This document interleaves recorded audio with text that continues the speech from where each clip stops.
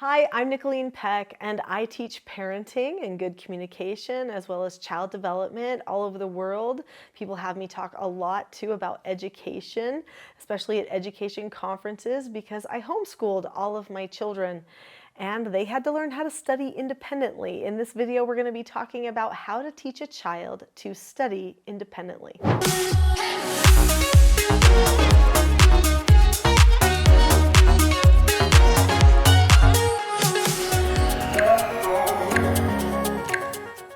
So in this video, we're going to be talking about what benefits to the child there are to studying independently and why you might want this. And then we're going to talk about some things that you can do to help the child along that track.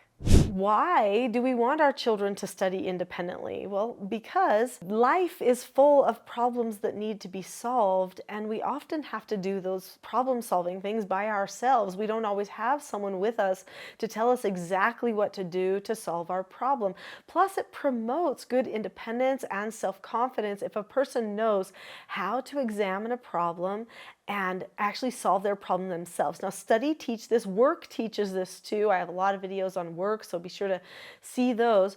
But when a person decides to extract information on their own through the process of studying, it actually is also very inspiring for the student. When someone tells you something, it can be inspiring if it's a truth or you feel like it resonates with you. But when you find the truth yourself, that's like a whole different thing. Now, this kind of brings me to a question. Well, is everything we're studying bringing us to truth? I mean, I hope so. Sometimes there are study things that we do that do seem kind of like a waste of time, busy work, stuff that's just required for a course, but we don't feel like we're getting anything out of it. That can be hard to stay inspired throughout, and it also can be hard to be motivated to even do. Many children, when they get bored, they want someone with them, and that's why they don't want to study independently. So you might want to ask yourself, what is it that my child is studying? Is it something that they really need? Is it something that bores them? Do they just need to learn how to get through a hard thing? Because that's one of those lessons of life too. We have to sometimes endure some of those boring moments and learn how to get through them and move our brains forward anyway. So it's a good thing to do. I would try not to do a lot of distractions. I know that some people say they study better with music and something else, on headphones or something like that at the same time. But what I've noticed for most students that I've observed in the different classes and groups that I've taught in our homeschool community and with my own children is that when it is quiet, it is better for focusing in for most people and to really get the most out of that study experience, even if the topic that they're studying is not that exciting to them. I do like to start the students with a little bit of training wheels. So when they're young and I'm wanting them to sit down and write a paper, I do recognize that when, their first few papers, they're going to sit there and they're going to stress. The anxiety is going to kick in if they don't have the skill already, they haven't done it before, it's a new thing, it's hard. So I might stay there with them. In fact, at first, I might actually write all the words that are the thoughts out of their heads and do a narration. And then after that, we'll transition to them writing things down after a while. And then after that, we'll transition to them writing things without me having to be there to talk to. Sometimes it is better to have someone to talk to for study. Some of the highest level study is actually discussion. Studying independently seems like a pretty desirable thing because it frees everybody else up to do whatever they want to do. But if you want to get the most out of your study, usually having a little bit of time for discussion can be really helpful. So what I often did for my children was we would have a discussion ahead of time about what they were going to be looking at and then tell them that, hey, after you're done around this time, we'll have another discussion to talk about what it is that you've been doing. So they know that they have to come up with something during that time to discuss, some sort of gains to report to me.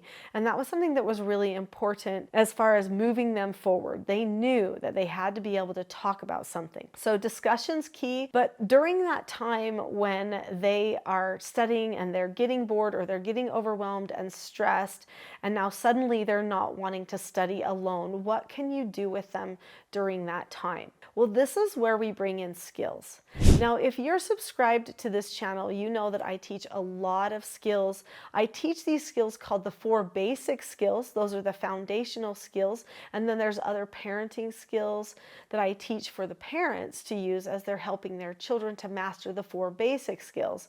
So the 4 basic skills are following instructions, accepting no answers and criticism, and accepting consequences, and disagreeing appropriately. When a person is learning to study independently, they have to learn how to use 2 of those 4 basic skills.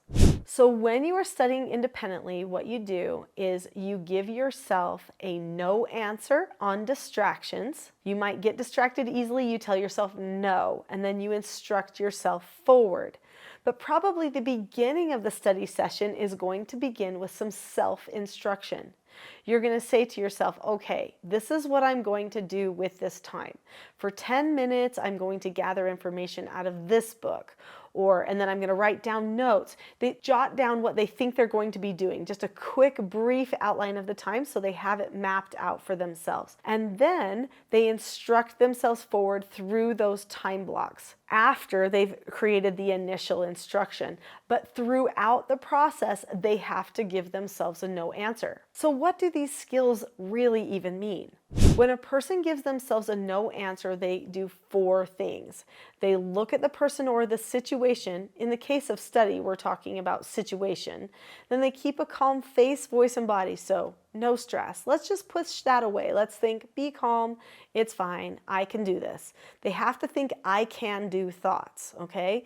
Then the third thing is you say, okay, to whatever the no answer is. If it's some distraction, somebody's, maybe running through the room and they're screaming or something, you say, nope, I'm not watching that. I'm focusing on this. I have a plan here.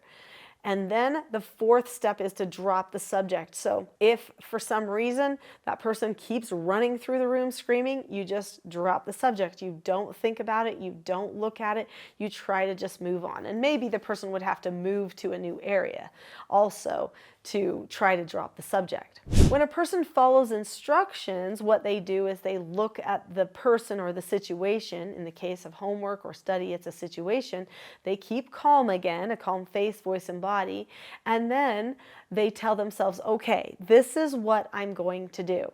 And they stick to the task, they do it immediately, and then they report back to either themselves or to you. That check back feature is super important. One reason that a lot of students struggle to study independently is because they don't have a place that's really conducive to it. It is hard to study in a place where there are lots of distractions. So trying to find a place that is free from distractions, where a person can think clearly, is going to be important. You may need to set up a specific study area for your child. Now, maybe you don't have a room that you can turn into an office or something, but maybe you can say, you know what, you can study in the kitchen from this time to this time. Nobody's going to come in there. And you can just have the whole clean kitchen table to yourself to do your studies. Or maybe there's a certain, book or something they put on their lap when they sit on the couch, but nobody else is going to be in that close area with them so that they don't have the distractions. There's not going to be TV on, those types of things as well. So making a plan ahead of time for what their perfect study zone looks like is also a good idea. Now, when the child seems to struggle because they want your help, it is okay to give them a no answer and to tell them to go back and try to focus again. But if they are struggling with focus again and again, it could be time to move on to another subject and then come back to the previous subject. Sometimes people try to put in too long of periods of time on one subject, and that exhausts them and they can't stick to it. But if they're able to jump from subject to subject a little bit, especially if they're a young child with a more distracted mind or a mind that needs things that are changing a little bit more, then it's okay to say, well, how about we put in 15 minutes on our math and then we'll go do 15 minutes on our music, and then we'll come back and finish our math or work on our reading. But we move our location a lot. That can also help with study time. But probably one of the number one things that you can do to help your child study independently is to help them take ownership of that study time. So in the teaching self-government parenting model, we do something called mentor sessions. A mentor session is a meeting where the parent and the child meet together once a week to make plans or goals for the week. This is something that the child chooses. It's not goals for the parents. So academic goals can be discussed during this time. In fact, there's 4 different areas of goal setting that the child will be discussing with the parent, and they jot them down in their mentor journal. There's so much I could teach you related to self-government, skills that you could use for your children. If you have enjoyed this video, you'll probably like my next one, which is the not so known secret for parenting success. So click on the link to that video now. I'll see you there.